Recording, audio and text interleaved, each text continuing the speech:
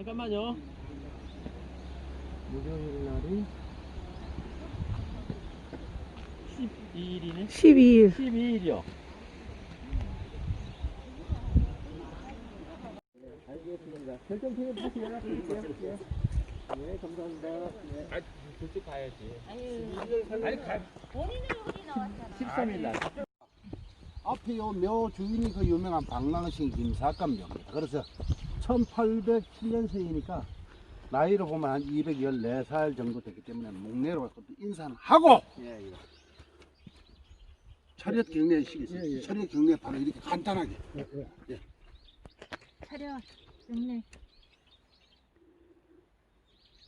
바로. 아, 그래도 발을 했네. 전에는 발을 안 해가 집에도 못 가시는 분도 있었어요. 자, 근데 이제 김사고 고향이 어디로 돼 있어요? 고향. 양주. 경기도 양주.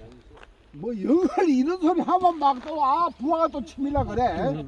경기도 양주 태생이죠. 양주 태. 5살 때 이제 홍경래 난이 오늘 그거 봤죠? 난이 일어나서 어머니 따라온 데가 이제 아닌데 원래는 이 오기 전에 사목리 거기 먼저 정착을 했다 이런 데 있어요. 근데 거기는 이제 마을이 크다 보니까 혹시 자식이 할아버지 이야기를 알까 두려웠던 것 같아. 어머니 입장에 봐서는. 그래서 이 안쪽이 정감록 십성지가 이어가 됩니다. 원래 저게 연합폭포가 아니에요. 저는 또 이상하게 그걸 해놨는데 그리고 여 들어와서 여기서 사가선 10살 전후에 사서삼경 달풍도 하고 17살에 장가를 가서 자식을 둘을 낳았어요. 근데 20살 되는 해에 영월 동년 백일장에 나가서 이제 장원을 했잖아요. 집에 돌아왔는데 올 그거 봤죠? 백일장 시제가 논정가산 충절사 탄 김익순 제통우처이라. 그렇게 논정가사는 이 정씨는 가산 땅의 군수급이에요. 이런 분이 홍경래 난에 통화하지 않은 그 중심을 논하고 탄 김익순은 선천 부사 겸 방어사면은 그 선천이 원래 땅이 커서 도지사급이래. 근데 도 경찰 청장이 또 같이 가있지. 지금으로 보면은 문무를 겸비한 분인데 홍경래가 들어온 분에 인해서 이제 항복을 해서 역적이 되는데 우리가 그냥 이렇게 간단하게 묻고 갈 게 아니에요. 왜 홍경래가 나를 왜 일으킨가 이걸 알아야 되는데. 근데 조선을 개국한 사람이 누구예요? 오늘 아시네. 이성계가 이제 조선을 개국한데 이분을 도와준 일등 공신들이 그 변방 사람들이야 다. 그 위에 사람들이야 이 말이에요. 그래 정권을 잡고 보니까 그 위에 있는 사람들이 힘도 세고 좀 성격도 포악하고 하다 보니까 혹시 후에 자기 짝 날 수도 있었던 걸 생각한 것 같아요. 그래서 비밀 문서에다가 요 위에 있는 자들은 등용을 시키지 말아라. 이게 누적된 일이 오다가 이게 홍경래한테 걸리던 거예요. 그리고 홍경래가 보니까 물론 서출이에요. 홍경래는. 그런데 우리 조상이 나라를 일으킨 일등 공신인데 우리를 배척을 한다. 이걸 뒤집어겠다는 것이 이게 난이에요. 근데 선천 왜 김사가 할아버지가 부인 간지가 얼마 안 됐다고 하지만 홍경래가 쳐들어온다 이러면은 강군들이 싸워야 되는데 싸울 생각을 안 하고 그냥 무게되고 다 그냥 그쪽 편으로 가는 거예요. 싸울 병사가 없어. 그러면은 우리 누구나 할 것 없이 칼 목에 딱 들이대면은 죽을래 살래 이러면 살고 싶다고 죽겠다는 사람이 없다 이 말입니다. 그래서 항복을 할 수밖에 없는 사단이 벌어졌어. 그러면은 역사는 항상 성자편이니까 만약에 그 시절에 홍경래가 성공을 했다면 대충신이요. 근데 난이 평정되고 나니까 역적이 되는데 어찌하여 요 식솔들이 살았나 이러면은 장동김씨 중에서도 요 안동김씨 중에서도 장동김씨라 그래 이 팔을 이 후한공팔을 그러면 이게 안동김씨하고 장동김씨하고 같이 나가느냐 이게 아니고 현재 서울 청와대 옆에 동네가 그 시절이 장동이었어요. 거기에 모여 사는 안동김씨 후한공파들이 60년 세동을 정치했기 때문에 그 문파에서 이제 퇴출당하는 거예요. 이 김사가 집안이. 김사가 아버지가 기양 갔다 돌아와서 할아버지 참수됐으니까 합병으로 죽어. 그러니까 그 문파에서 너희들은 열떠나라. 그래서 그것도 다 조선시대에 역적은 3족을 매라는 게 갈래지만 할아버지만 쟤만 묻고 역적에서 자기들끼리 패족으로 바꿔주는 바람에 살았는데 그 문파에서 퇴출을 당해서 경기도 이천을 경유해요. 경기도 강주에는 김삿갓 할머니가 감비로 팔려 갔어. 그래서 할머니를 찾아뵙고 이천 여주에서 나랏배 타고 충주로 돌아서 단양으로 영을 들어옵니다. 그래서 삼옥리에 가는 거예요.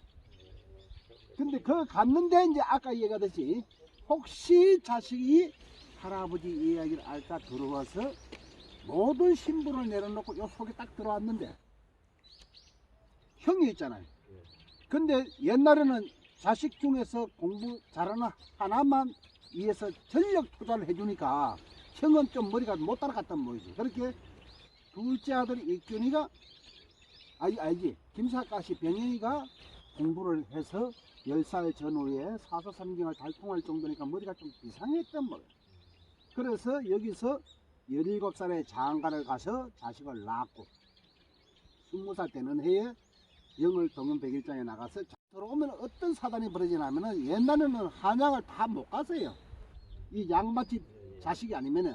그래서 골 원님이 낙관을 찍어주는 거지. 한양을 올라갈 수 있는 특권. 예, 그렇지. 그 특권을 받아 들고 얼마나 좋아했겠어. 선물을 들고 왔는데 어머니가 시험 과제가 뭐가 나왔느냐 딱 물었을 적에 뭐 논정가산 충절차 이렇게 딱 나오니까 기절을 하지.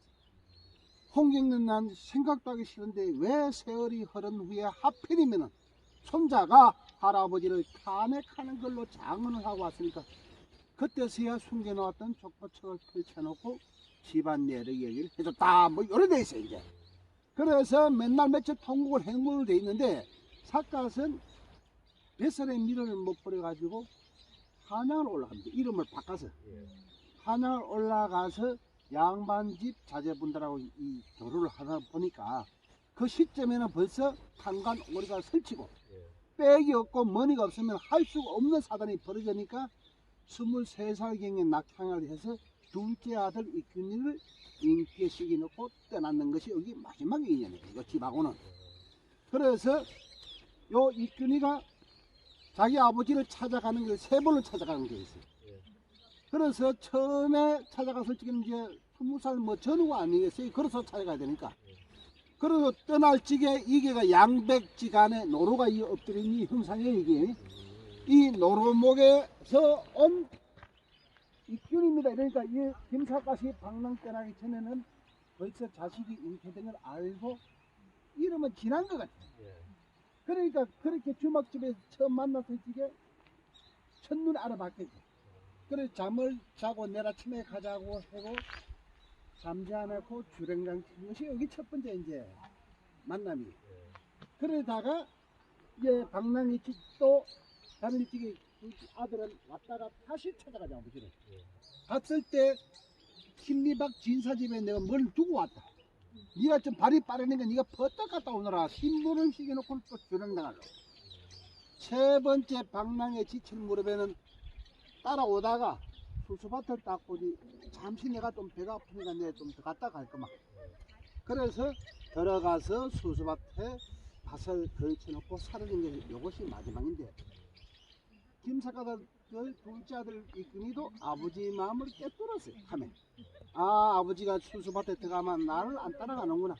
이거서 아버지를 길을 열어준 거지 어찌 보면. 그래서 거기서 헤어지고 돌아와서야 늘 아버지의 기동령만 듣는 거라. 어디로 가고 있구나. 그래서 전라도 하순 동북에서 객사인 것도 기동령을 들었고, 그래서 3년 후에 여기서 찾아가서 유구를 수습해서 이제 옮겼다. 이렇게 돼 있어요. 이게. 근데 하순 동북을 가보면은 이분이 정시롱 씨 사랑채에서 객살하게 됐는데, 이 정시롱 씨 집안에서 그냥 저 앞에 동산에 묻어도 됩니까? 이러면은 된다. 이러면은 그 지역에선 동매라 그래. 그 산을. 그러면 동매가 뭔가 보니까 아주 더러운 곳이다. 그래 옛날에 애 죽고 이러면 몰래 막 묻어 놓는 이런데, 이런 뒤엄태에다가 묘를 썼던 것을 지금은 가만 이 초장기라고 묘요 썼다는 대리석에다가 글만 받아 있어요. 그래서 이게 이제 82년도 이 김사과 묘가 이제 발굴했을 적에 토서가 정비소 생성도 이 크게 일조를 하잖아요. 영월의 항토화학자 정한 박용우 선생 이런 분이 이 묘를 82년도 찾았을 때는 저렇게 작았어요, 묘가. 근데 이 묘를 찾고 나서 언론에 이제 보도를 하니까 전라도 하순에서 난리가 났어요. 인정 못 하겠다. 뭔 소리야? 여기서 죽은데 묘가 왜 강원도에서 나와? 이래서 이 싸움이 벌어지는 거예요. 두 군은 이 싸움이 7년 싸워. 그래서 89년도의 성소로 인해서 요 시선 나항고 김병년 진열한 비가 서는데 우리가 이렇게 11월 1일 전에 이렇게 시선 나항고 김병년 진열하 있습니다만 저는 양반 쌍놈을 옛날만 있었던 것이 아니라 지금도 있다. 양반 쌍놈이 어떻게 가르느냐? 김사과 본명이 뭡니까? 이러면 이 김사과 선생이 살아있으면 나이가 214살을 넘었어. 김병년! 이렇게 부르는 사람들은 쌍놈 집에서 먹구나. 김병자 연자입니다. 이러면은, 여기에 있는 양반 집에서 오신대요. 이렇게 이야기해요. 그래서 어디 가서 이름을 요새는 뭐 나라의 임금도 똥개새끼 부르듯이 막 부르더라고. 그 내가 봐서는 다 쌍놈의 피가 흐르지 않는가. 이런 생각도 많이 합니다, 저는. 그래서 요 비가 서면서 성역한 것이 현재의 모습인데 이 터가 문헌에 보면은 양백지간의 유지 앵소 형국이다. 버드나무 끝에 깨꼬리가 지붕인다는 얘기가 천하의 명당하다고 이렇게 표현하는데 양백이 뭐냐면은 오른쪽으로 보시면 이 앞산 산이 이렇게 끝나죠. 정신 보신 분은 우리 이 선생님 할 게 없고 나무 다 굶는 사람들이 말을 안 하니까. 이번 먹을 때만 쓰는 것이 아니라 말할 때도 써야 된다 이렇게 얘기했어요. 바로 요 산이 우리나라 태백산 맥이 끝난다. 태백산 끝이다 이렇게 얘기하는 거예요. 그러다 보니까 요 뒤에부터가 소백산 시발대는 시발점이다. 이래서 양백의 기운이 모여있는 곳은 대한민국에 이것밖에 없다 해도 과언이 아니에요. 그러니 요 기운만 있는 것이 아니라 지금 요 다리 건너오셨잖아요. 이렇게 요 차 세워놓은 데는 우리나라 팔도로 이 얘기하면은 충청도 끝이다. 앞에가. 단양이고 여기부터가 강원도가 되는데 강원도가 우리나라 그 고성까지만 있는 게 아니라 북한에도 금하고 더 크다 그러잖아. 강원도 이렇게 그 큰 강원도의 시발점이 여기다 이렇게 생각하시면. 근데